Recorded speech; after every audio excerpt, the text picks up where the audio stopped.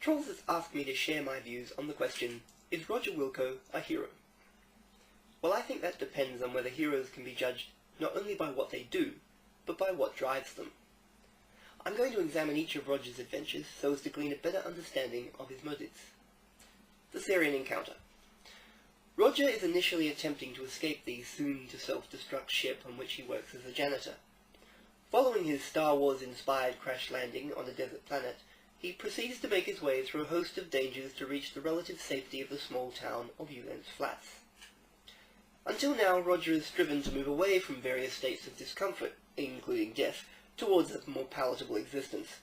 His motivation is, understandably, selfish.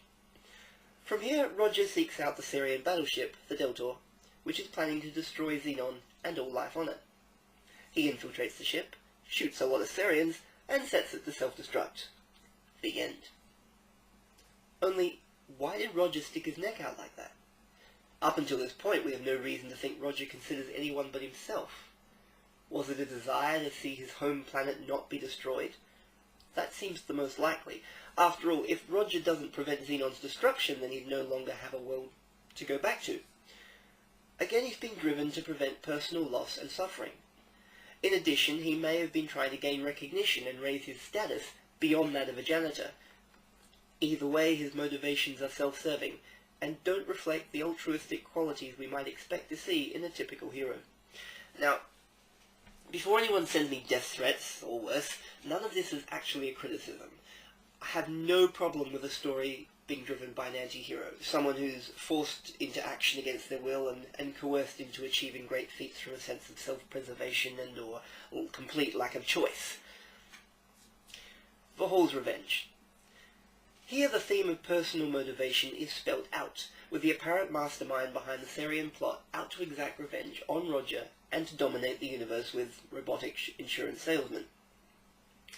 Again we see Roger striving to extract himself from a less than desirable environment, this time a jungle, only to be automatically transported via shuttle to Vohol's home in an asteroid.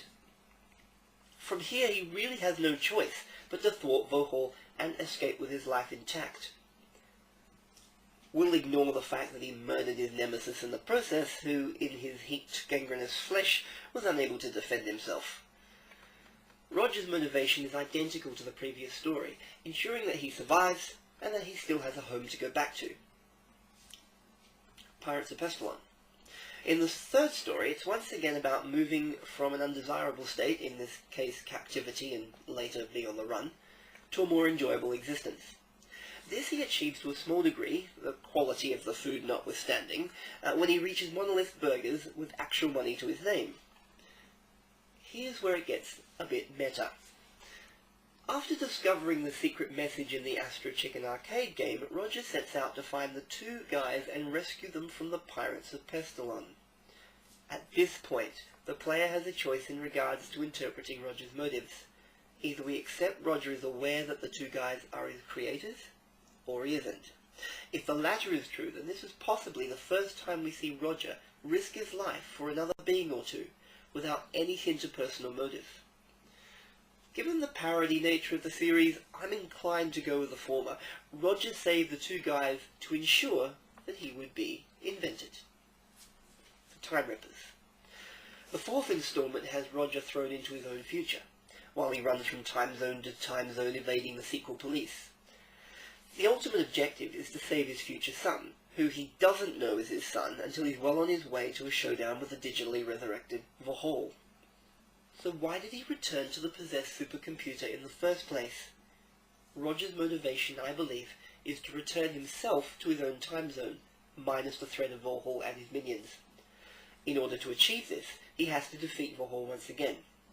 This is yet another tale where self-preservation is the primary motivator.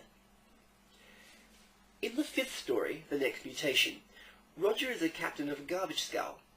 His character has evolved considerably since the previous stories, albeit with a pseudo-Kirk-like demeanour. But he goes out of his way to save Beatrice, the woman he's come to know as his future wife. On the surface, it appears his motives are altruistic, until you consider that he really has to save B, in order to preserve his now complicated personal timeline. Similarly, defeating his nemesis in this game wasn't really much of a stretch, as Roger had every reason not to like the guy in the first place. Perhaps this game might just as well have been called Roger's Revenge? Finally, in The Spinal Frontier, Roger has developed a more fully fledged, relatable personality, as he puts life and limb on the line to save the woman he's mildly interested in, Beatrice notwithstanding. This, I feel, is the closest he gets to playing the true hero, as he risks all to save another with little to no apparent benefit to himself. However, it can be argued that altruism is a false construct. When we do things for others for the sake of it, at variable cost to ourselves, we receive a degree of positive emotion as a reward, so it may actually be impossible to do very much at all without attaining at least some personal benefit. So where does this leave Roger? I maintain that for the most part, Roger is driven by his own interests, whether that is to save his own skin, his future, or the life of a person or people of value to him. Roger acts as the anti-hero. He doesn't seek out adventure. It and all its dangers come to him. Don't get me wrong, I think Roger is awesome, and participating in his stories remains some of my favourite memories growing up. However, I think we should all call a spade, and recognise Roger not as a hero, but as the victim of multiple circumstances who somehow managed to survive each and every one of them. For that, I salute him.